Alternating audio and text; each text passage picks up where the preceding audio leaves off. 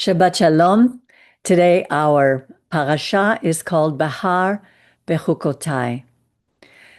After Leviticus 10, where we read about the tragic death of Nadab and Abihu, every other parasha in this book of Leviticus begins with, "And God spoke to Moses, saying." He had given us his 10 commandments, and now he was turning up the dial. The last chapter of Vayikra begins with an oath. And our oath, when we said, "All that you said we will do," still stands to this very day. God would continue to reassure us that if we remained within his boundaries, those 10, we would live a life of order, of peace, and prosperity.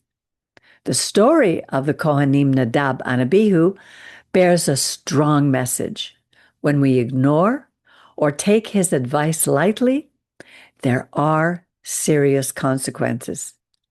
However, he always makes a way back to him. It's called Teshuvah, and Vayikra is that story.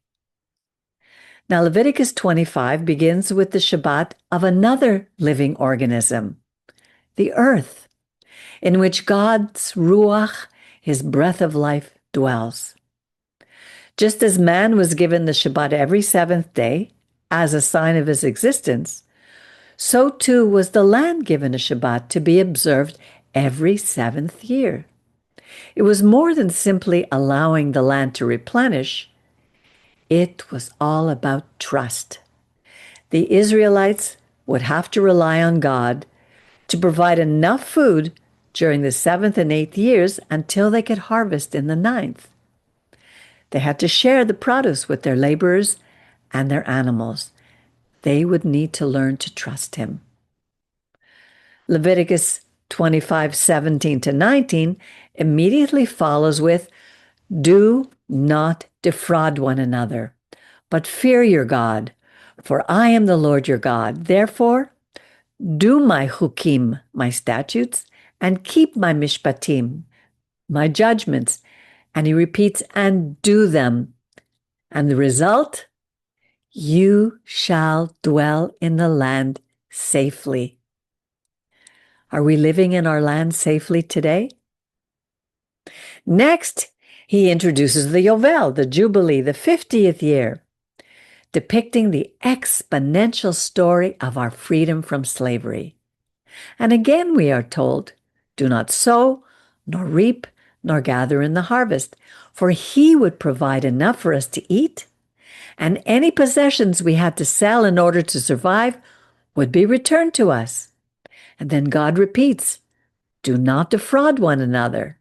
That includes the ger, the stranger living among us, who chose to follow the God of Israel. But you shall fear your God, and again, you shall dwell in the land safely. And again I ask, are we dwelling safely in our land? Well, the answer is obvious. No. The reason is not that our enemies hate us. That's a far deeper issue. The reason we were first exiled from his land is that we didn't observe the land's Shabbat every 7 years.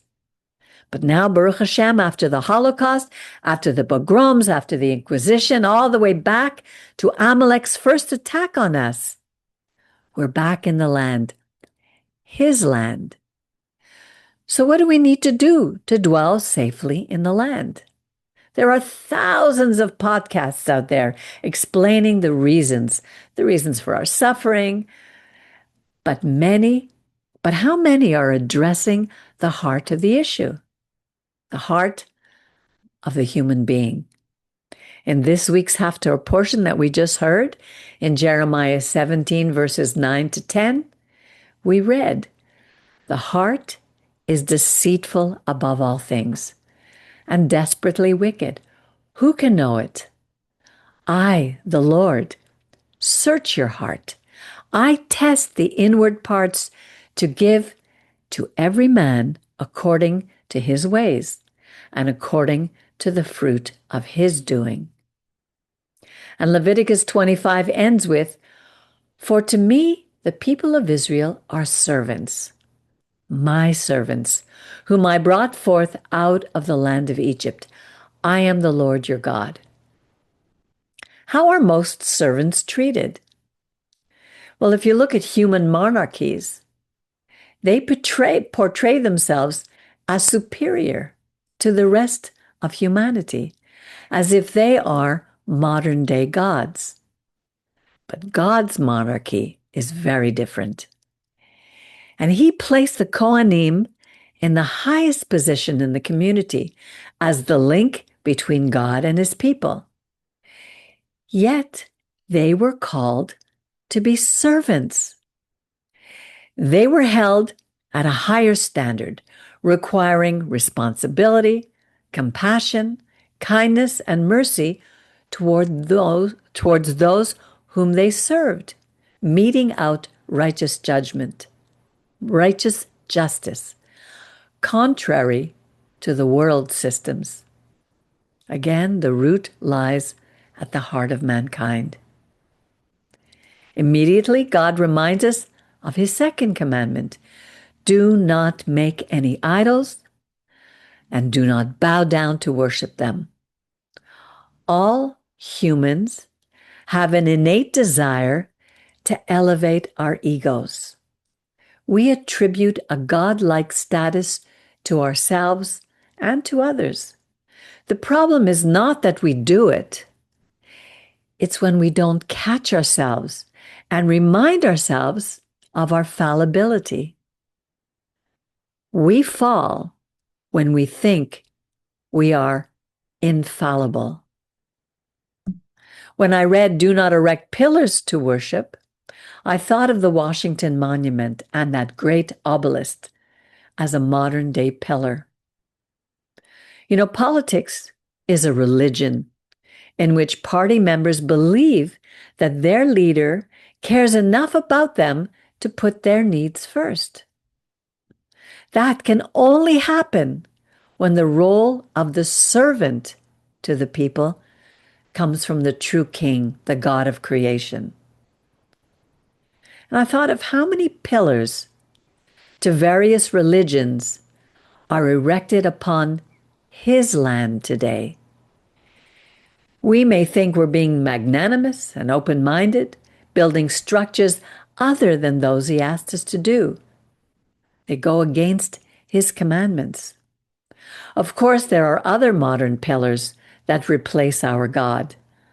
Pillars such as wealth, portrayed as the ultimate security, or influence and status, portrayed as the source of our worth. Human leaders as unquestioned authorities.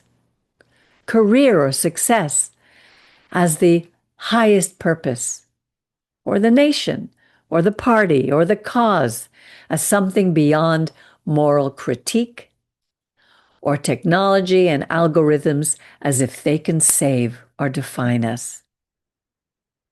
Again, God repeats, "If you obey my chukim and my mitzvot, you will thrive and live in peace and safety." Mitzvot, chukim, and mishpatim refer directly to the Ten Commandments. The simple message is that if we keep them, we will live. We will thrive and multiply and prosper and be at the head and not the tail of all the nations. And that the only God there is will walk among us and ensure our safety. Leviticus 26:11 says, "And I will set my tabernacle among you, and my soul shall not loathe you." This word loathe in Hebrew is tigal. Why didn't he say, "And my soul shall love you," or even like you? Let's not dance around the fact that God hates our rebellious nature. We may not understand the true nature of evil, but God does. And He wants to protect us from the darkness both within us and around us. Then God, starting with verse 14 and on, He tells us whatever happens, He tells us what happens if we don't listen to Him, if we don't obey His commandments, if our soul loathes, again, tigal, His mishpatim. This is what He says. I also will do this to you. I will appoint over you terror, consumption, and fever that will consume the eyes and will cause sorrow of heart. And you will sow your seed in vain, for your enemies shall eat it. And verse 21 continues, and if you walk contrary to me and will not listen to me, I will bring 7 times more plagues upon you according to your sins. You know, as I read all those verses, it made me feel sick in my soul because God's words sound so harsh. How can a loving God allow such things to happen to His beloved children? He formed us. He created us. It's not that God is causing them.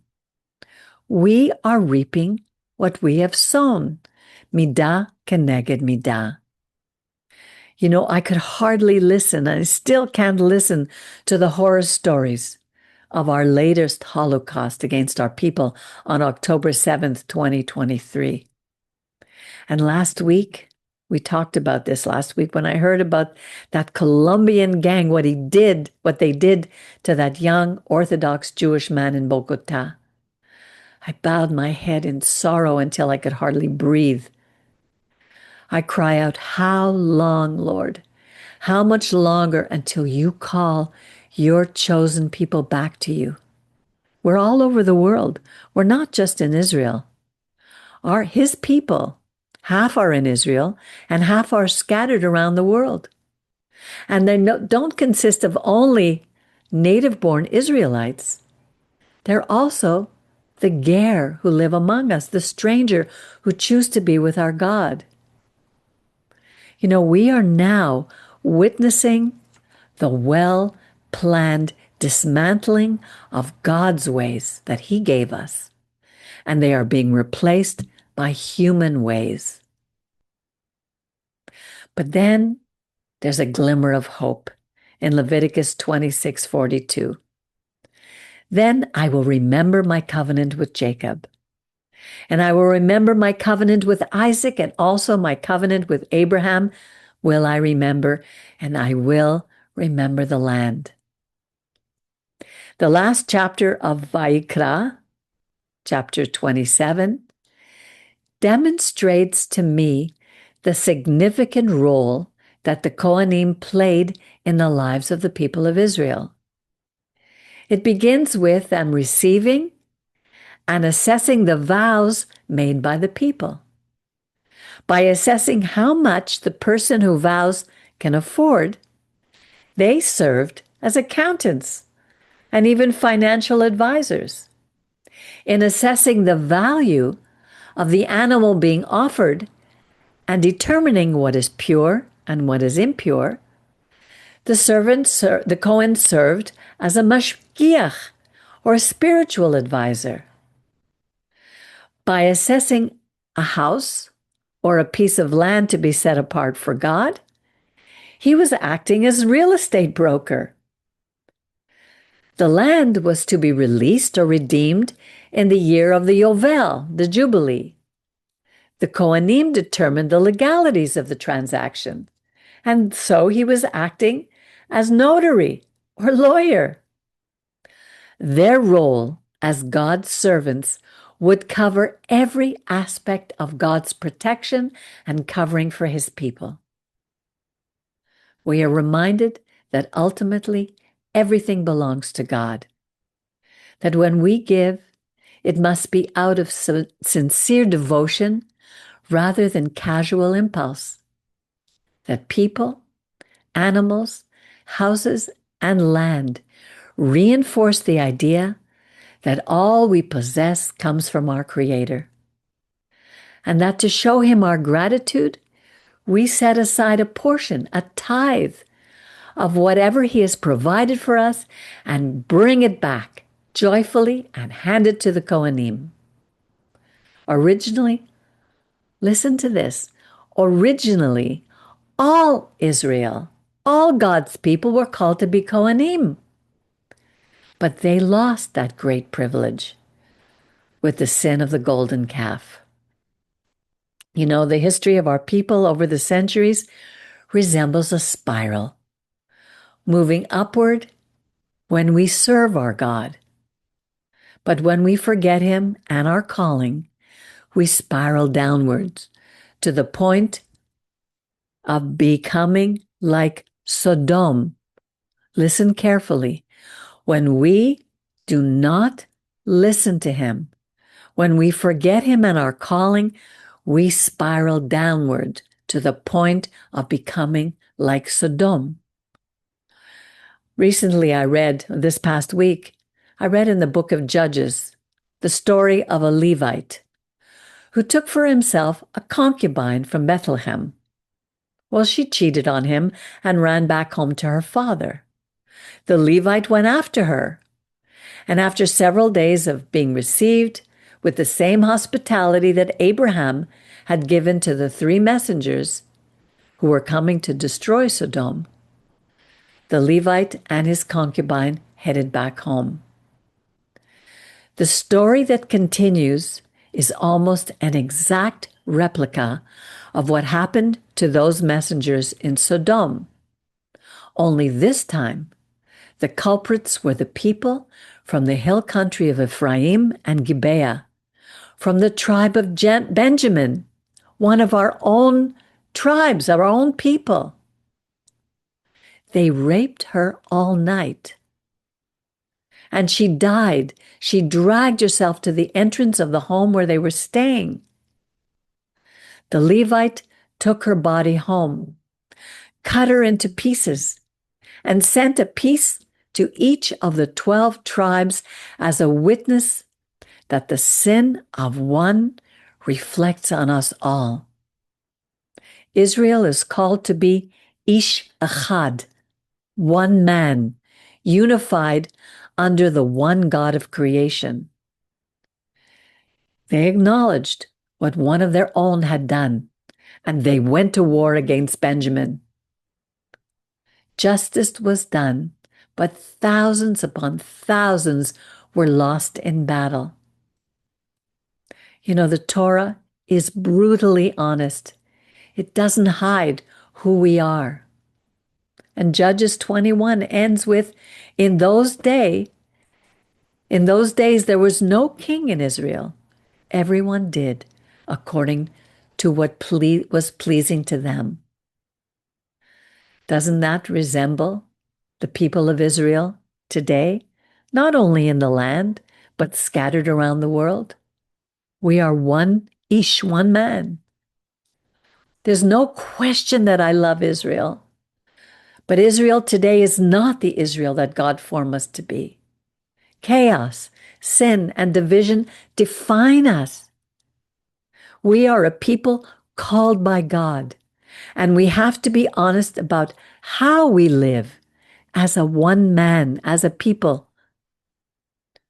You know, we are few in number, half in the land and half in the world, and most of us don't care about the Torah, while others have created and religiously follow an oral Torah that they have created, replacing the one that Moses handed to us. Yet, despite all this, Vayikra is a promise and a vision of the time when we will be restored, when a renewed Israel will serve as Kohanim. And what's a Kohen? A link between God and the rest of the nations. Can you imagine the feeling of every debt being forgiven? of all our guilt being wiped away, of all servitude being abolished, and of us being able to start again on a new path. That's the road we walk on when we choose to follow the precepts of the Torah. Shabbat Shalom. Once again, Shabbat Shalom. So, when I was lying so sick, I had a lot of time to think and a lot of time to go within. It's like we talked about being in a spiritual quarantine. And one of the most difficult things to do is to face our humanity, is to take a look at all those little thoughts that come to us, that come at us. And when we do, when we're willing to look at them and bring them to God, this process is absolutely an awesome one because it's like a spiral. Rabbi used to talk about that, how the spiral would be one when we're following him, when we're walking with him, when we're willing to see the schmutz, the dirt that lies within, and give it to him and allow him to cleanse us, which is what all our holidays are about. Then we walk in an upward spiral and we keep getting better and better and better. And our lives change in the most magnificent ways. But when we don't, and honestly, every story in the Tanakh shows this, and they're not easy. It's not easy to talk about them because it sounds like we're being judgmental, but we're really not. And if it ever comes across that I'm being judgmental, then I have to go inside and really search my hearts. God wasn't judging us. He was judging what we do because he set down what he wants us to do because he alone knows the nature of evil. We may have touched it at some points in our lives, but he wants us to choose another path. And we can continue to do that every single day. We have an opportunity every day to choose another path, which lifts us from a downward spiral to an upward one. And that idea that we are all connected, all humanity is connected at a soul level, and we may not realize it. That sometimes we just feel low because of what's going on all around us. It may not even be our own. That story of listening to what happened in the tribe of Benjamin, it was turned around a lot later because the first king of Israel was from the tribe of Benjamin, King Shaul. He disobeyed God. He didn't kill all the Amalekites. But then what happened far in the future? Another rabbi, Shaul, was a Benjamite. And he taught us a very different way. The thing that also sets this community apart is that we have looked at Rabbi Yeshua in a very different way than the world sees him. Christianity has made Yeshua to be a pacifist. Oh, if they hit you on this cheek, turn the other cheek. Don't fight back. Just peace, peace, peace, love, love, love. That's not who he was. He went in there and he called things as they were. He told the Pharisees of his day, the Orthodox Hasidim of his day, you are hypocrites. You are whitewashed tombs. Because he loved them. He was his brother. And he wanted them to turn back to the Torah given by Moses on Mount Sinai. Because they were making them do such heavy burdens that even they weren't willing to do. So we have to start looking at the scriptures in a very different way than what we've been taught. When we are willing to face the evil within us and bring it to God, our lives change and we affect everyone around us. Miriam and I were talking about October the 7th, 2 years ago.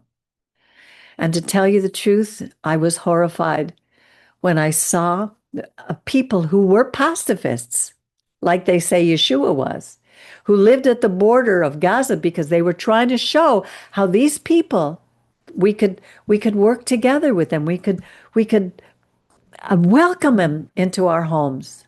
And then all of a sudden, boom, at a party, at a Sukkot party. Well, I think it was the end of Sukkot, when they were celebrating these Hamas, these animals came in and did the most horrendous things, like we read in Judges 19. I'm sorry if I call them animals, because animals would never do such things. These were beasts. And yet we refuse to take a look at the fact that our people had a huge statue of the Buddha and were dancing like they were at the like our people were dancing in the golden calf while Moses was up receiving the Torah. If we don't look at what we need to do to bring safety back into our land, it will just keep going on. What brings peace and safety and prosperity into our homes? Only walking with God. Walking with the God of Israel. He's the only true God that there is. There are no bridges to be built between one religion to another, because there's only one God. And if we say, oh, you can keep your gods and we'll have ours, we are lying. We have to come back to the simple Torah. That's what sets this community apart from all the others, that we are willing to speak the truth as our prophets did. And it's not a popular message. Our prophets were murdered. Yeshua was murdered. It's a very difficult message. And all we can do is trust, learn to trust and rely on our God on a daily basis. And that's what I got out of this message together, that we were called to be Kohanim. And our role is a multitude of roles. Did you see all the things that the Kohanim had to do? Yeah. It was amazing.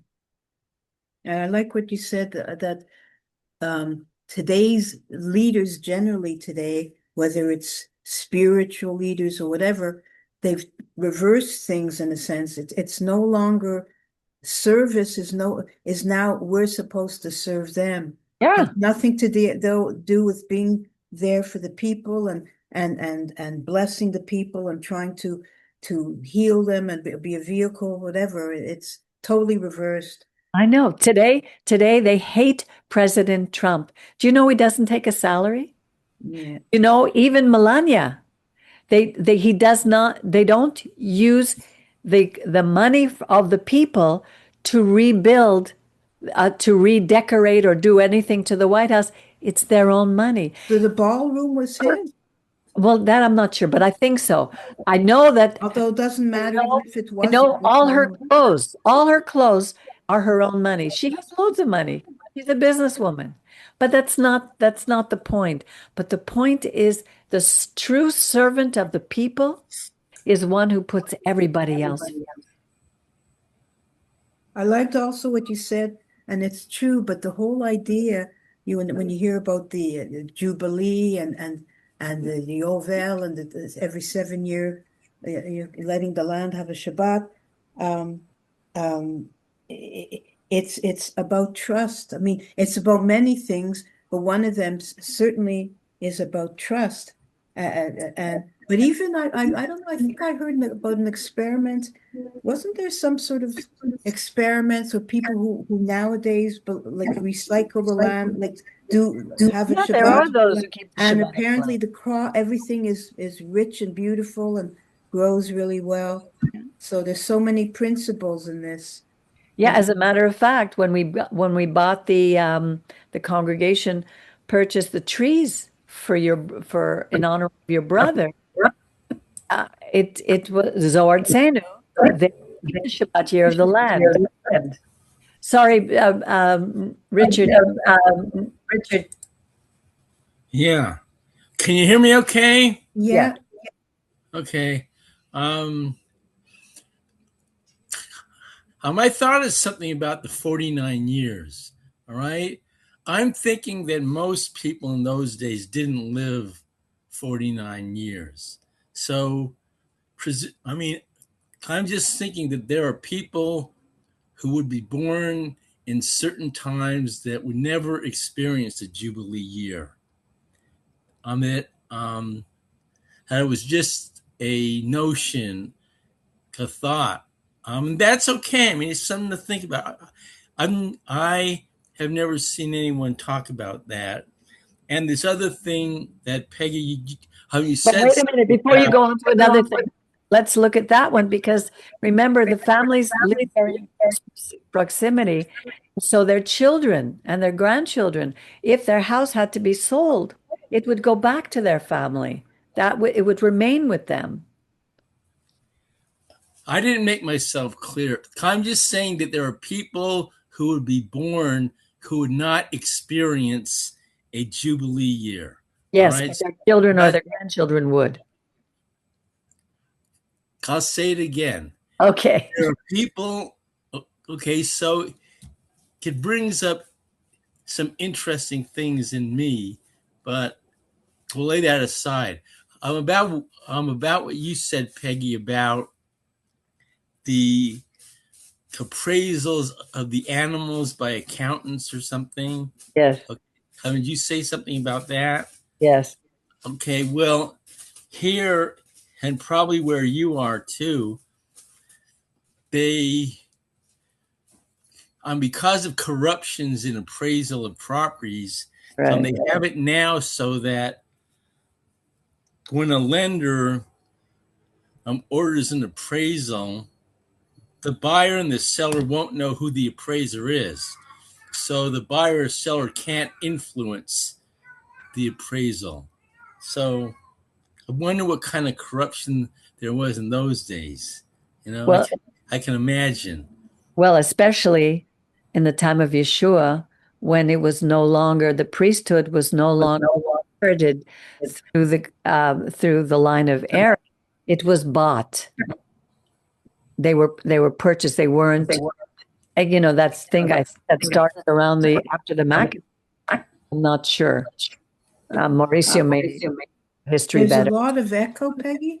I don't know why. I can't figure out what's causing it. I was trying to look at why.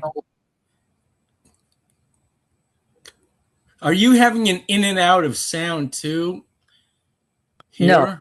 no. Okay. All But right. what I'm going to do is if we stay mute until we speak, it may be something to do with your microphone, Richard, because I notice there's no echo now. Maybe the settings in your audio.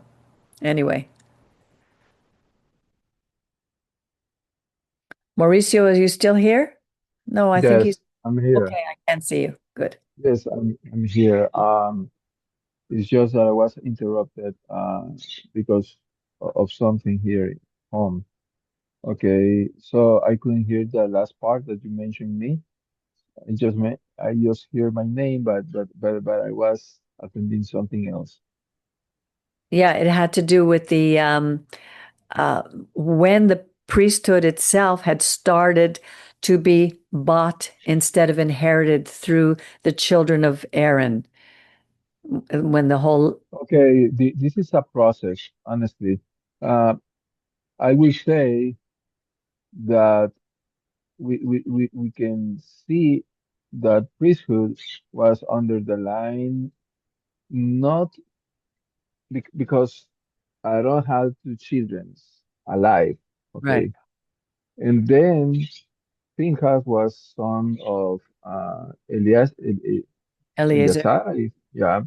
And then after what happened in the book of Judges, um, then the line passed to the other kid of Aaron, and then came Eli. Okay, then Eli uh, lost his uh, right to be the priest, high supreme priest, because he disobeyed God through his kids. Okay, Yeah. Right. remember that they took the offerings and need the grease and things like that. Yeah. Okay, and then return back to the Pinchas lineage. Okay, um, but for me, uh, when we start to read this portion in the first temple in the Haftarah, remember that at that time Israel um, tried to make some alliances with Egypt, okay, because Egypt was a very powerful army at that time, okay. Um, in they in the prophet continually said, God has already said that Babylon will conquer you. But there is something that they try to say, oh no, that's not possible. So we're going to make alliances with other peoples in who were defeated by the Babylons. Uh, that's why in Jeremiah says, cursed be the man who trusts in men, but blessed be the man who trusts in God. Why? Because the prophet already said surrender. That's the way to surrender in this case, not to fight. Okay. In what happened with Israel, they didn't want to give up. They tried to solve the enemy by fighting and making alliances with other powerful armies. Okay, and like saying yes, we trust in God, but they were not really trusting in God because the word's commandment was to surrender. Okay, You know, and just on that note, just yes, hold your thought because I was thinking in Judges 20, I think it was, they went to battle and God told them to go, but they still lost, I think twice. So sometimes even yes, though they did trust in what God says, God brings us through a process, you know. So it's yes, until the third time. yeah, until the third time, exactly. Yes, and was against Benjamin, and what in already Benjamin disappeared as a tribe. Okay. Except for 600. Uh, yes, and that's why Pinchas could avoid that problem. That's why the the covenant to be the priesthood was erased from him. Okay, because the kids of Pinchas did not inherit the high priest. The yes, was elite Oh, after right. that, He was, yeah. Wow. and that is because uh, Pinchas could stop the war. It Right. was more like uh, m- be a judge, trustful judge, bring peace between two brothers, Israel and Benjamin, uh, in the injustice of the because a woman was completely shocked, okay, in different parts. Remember the yeah. So, uh, but the point here is returning back to the question. Um, then God allowed Babylon conquer the whole land of Israel. Right. In the destruction was one of the worst thing because they just didn't destroy the temple. They took the utensils and everything on it. Okay, and they were they were taken captive to Babylon. So after that moment, honestly, I would say that nobody knows exactly what happened. Right. Okay. Yes, we can say they have great inscriptions, books, and things like that. Okay. But honestly, that the problem on that time is that when you were conquered, the very first thing the conquerors make is to destroy your stories, your history. Right. Okay, they took your books, they burned the books, they take your if you have monuments, they destroy them your monuments. If you have inscriptions, they destroy the inscription because they want to erase everything so the new generations do not have any root, okay, with the past. Right.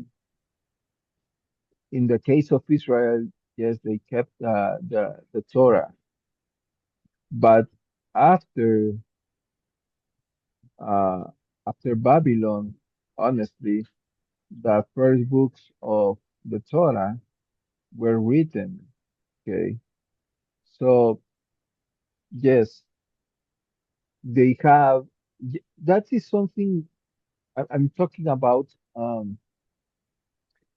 Something that honestly we don't know exactly if the Torah of Moses, explicit, word by word, is the one that we have today.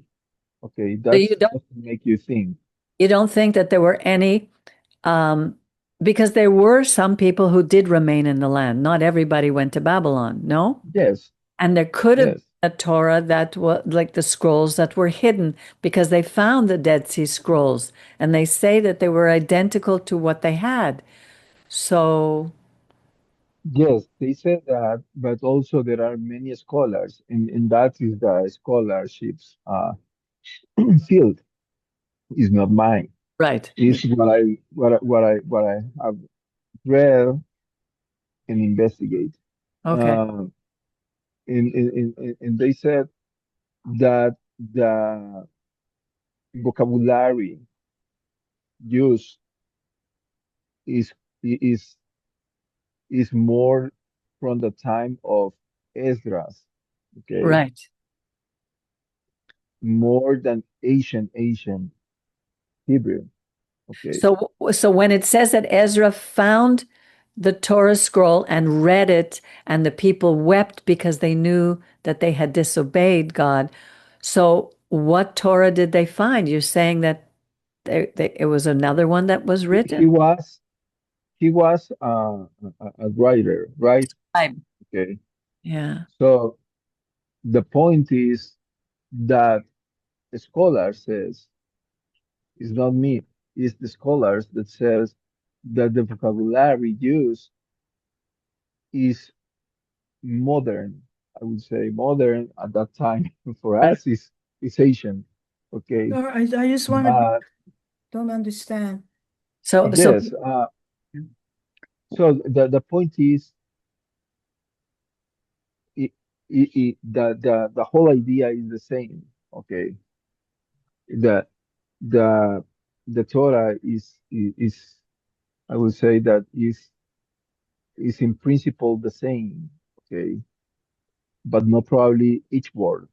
right. Okay. Oh, Right. So, but basically, the only thing that we could truly rely on that we know is written by God's hand were what's The on Ten tablets. Commandments. That's it. Yeah. no, but when you're talking Mhm. about what they found, what Ezra found, that was the first five books that we know as the Torah, but maybe some Yes. words were changed. But essentially, the essence of it was the first five books.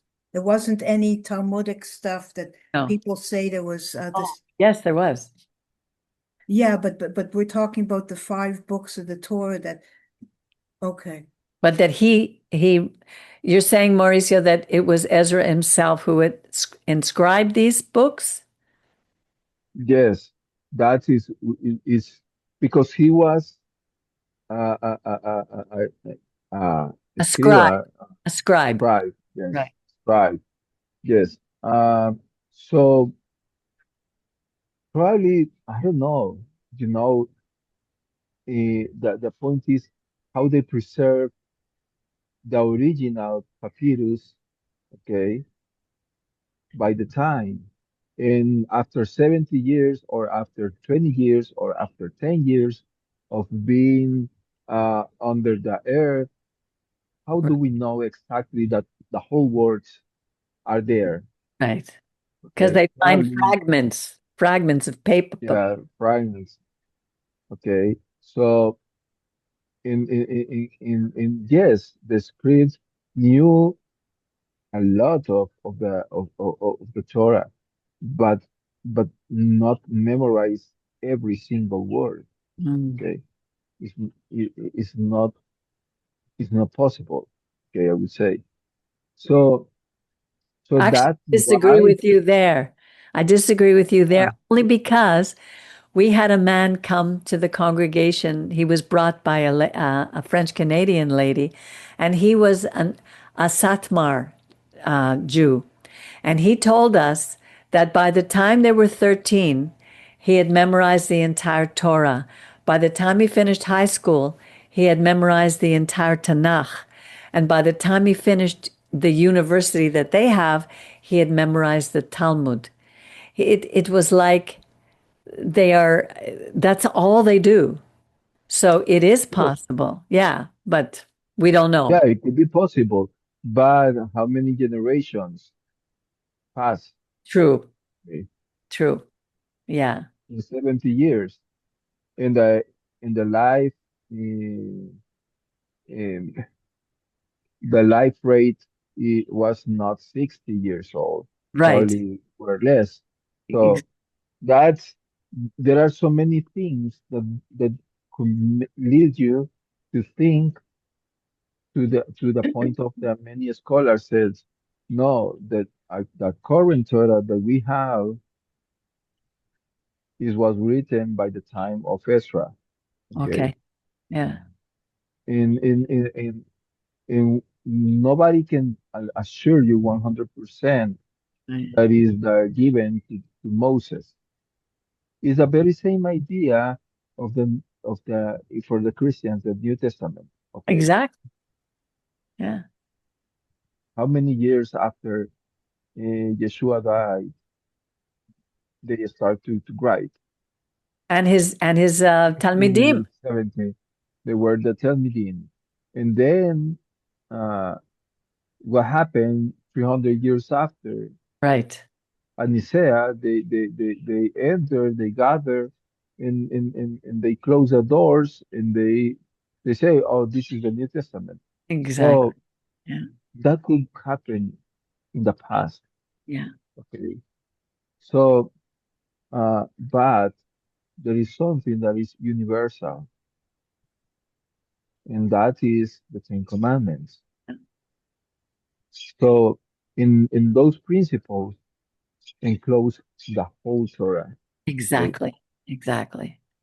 So the point here is um, that that the priest, the high priest, and the in all these sacerdotal families, we don't know exactly what they what happened to them. Remember, yes, they were a Torah, but how many times the prophets? They have the temple, they have the priesthood, they have the Kohanim, they have all the rituals, etc. They live in Israel, things like that. But what are the whole prophets saying about Israel? Yes, you have the rituals, but your heart is very distant of the intention of the Torah. Okay. In what leads you to this? Okay.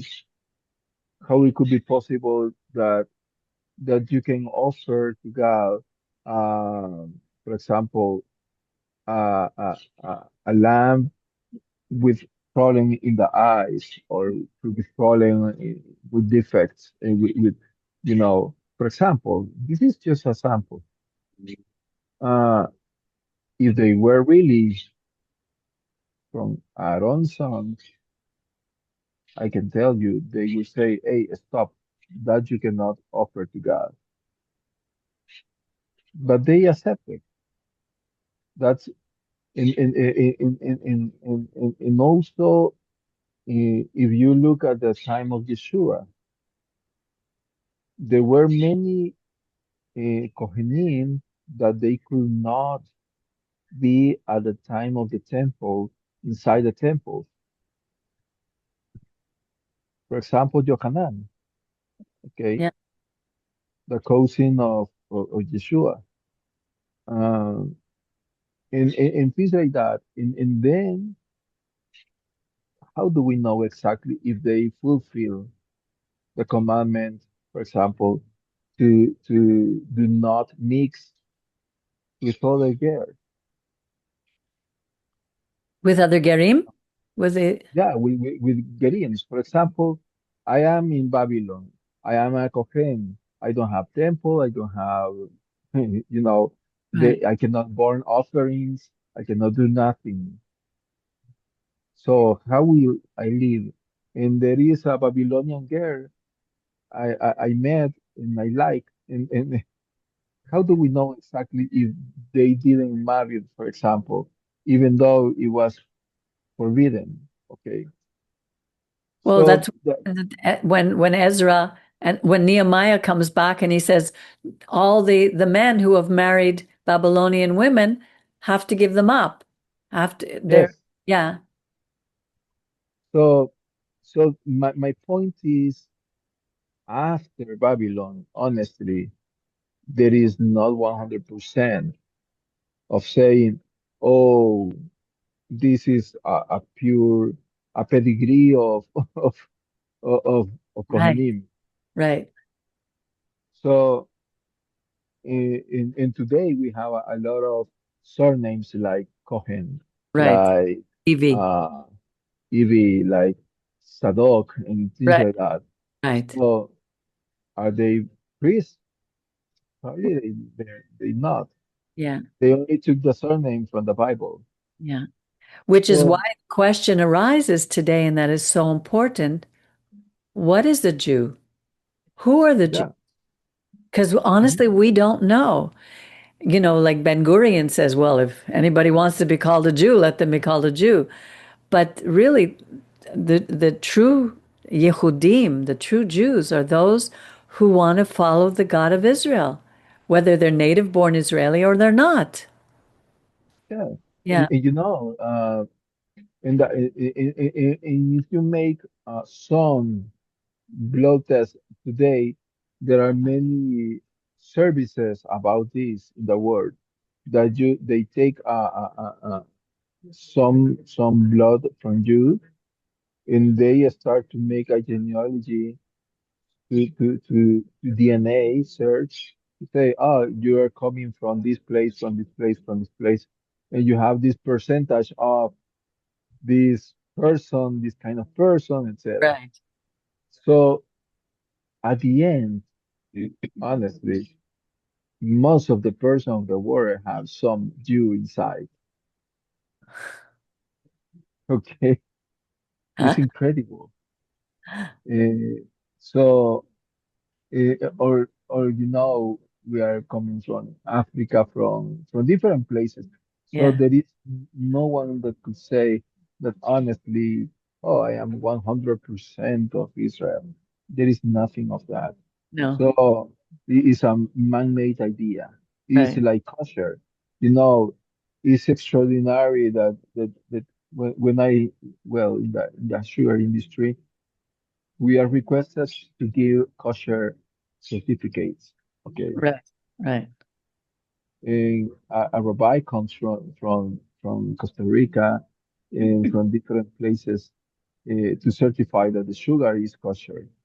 And what is honestly, uh, uh, I- I- my rabbi will say, Rabbi Percy, he would say sugar will be always kosher. Yeah. Okay, because from the land comes from the, okay, we are not shopping animals inside the Right. process. Uh, and we don't use like utensils made for other non-kosher. Uh, uh, so Is it checked today, for is it checked for cleanliness? What do they do? yes, yes. First, they start to see if the whole chemicals we use are kosher. Chemicals. Yeah, chemicals. Yes, they need to have the seal kosher. Wow. Ácido fosfórico, phosphorus. Uh, for example, to clean the the bulbs inside the mills, we use some chemicals like azufre. Azufre is sulfuric acid, things like Sulfur. that. Wow. So chlorhydric acid. But they need to check that there is kosher Wow. still. After they see that everything is kosher that we use, so then we are kosher. Wow. And I can tell you honestly, you know, that at the field, you start to harvest the land. At the moment the machine going in the fields, they took everything inside. So they take not only vegetative plants, they take animals also. For Oh, example, mice. They take snakes. Okay, the process. oh, In that happens to corn, that happens to soja, that happens to cacao, that happens to everything that comes from the field. Okay, wow. not only sugar. And what they do, they take to the mill. At the mill, we have a first process. We take the whole things that go mixed, and then we separate the impurities from purity, and then we have a process of heating the sugar juice, and then we separate all what is not sugar to the bottom or to the top, depends how you made the process. Right. And then you have the at the end the molasses and then the sugar. Wow. So what I'm trying to say is that in this process, industrial process, okay, it could be kosher or not, because if you ask me, yes, we shop some animals Okay, like that Robbie, that so are not I guess kosher. no baby yet, or you haven't called me? Okay, Anyway, all right, just a so baby. uh, Bye. this is something a man-made. Okay, so today, honestly, to say, oh, this is a priest or a high priest, or we can honestly cannot assure that. So that is why probably today is important the roles in instead of the blood inside of you. Right. Uh, so so regarding the question, yes, after the first temple, I think they lost. And who were put after, well, the ones who were very close to power, to the rich people, Right. as happened in many religions. In many religions, the ones who lead people are the ones who have the power, or those who are rich. Okay, Right. because when you have everything, then you want to change people's mind. Okay, so Right. uh, and that's it. Uh, then regarding the message, there is something that we really like, and I thank you, Peggy, because I never seen that. uh, is the word tigagal. Tigal. Uh, I will reject you. Okay, if you reject me. Right. Okay, but there is something else I found because this is like a mirror, right? Right. God is using the same words, Right. but also is using the word nefesh for both. My soul will reject you Yeah. if your soul rejects me. Yes. Yes. Yeah. And that is very interesting. Yeah. And also there is another word that I discovered in this, uh, which is to deceive. Okay, in chapter 25, verse 11 and verse 17 says, "Do not deceive your brother," and then says, "Do not deceive your neighbor." Right. Do not defraud it. They use, I think, the word. Yeah. Yeah. Yeah, okay, Because do God not loves defraud. because God loves justice. Yes. Yeah. In, in I was reading something that on the first step to your brother is something about economics. Uh, it means do not defraud your brother. Means, for example, I'm gonna sell you a car today. For example, I'm gonna sell you a car that I know is not in good conditions, and I Right. sell you as a good condition. Yes. Many people sell the cars because they need to, they don't want to deal with repair. Okay, so they sell, but they don't tell you. Right. Yeah. This is a practical way to see Right. this portion, or they say very common here in many places. Could you lend me some money? Yeah. And it's very difficult because at the moment you want to say, or you say that on 13 you will pay me, and now after 6 months I am waiting the 13 Yeah. so you can pay me. Yes. So that is the fraud, your brother. Right. And it's interesting that economic defrauds leads you to your brother because he's your relative, someone that you can say, "Oh, I won't do," things like that. But then the other defraud is uh, do not uh, defraud your neighbor, the person who probably is not so close as a brother, Right. but is not really talking about economics, is talking about words.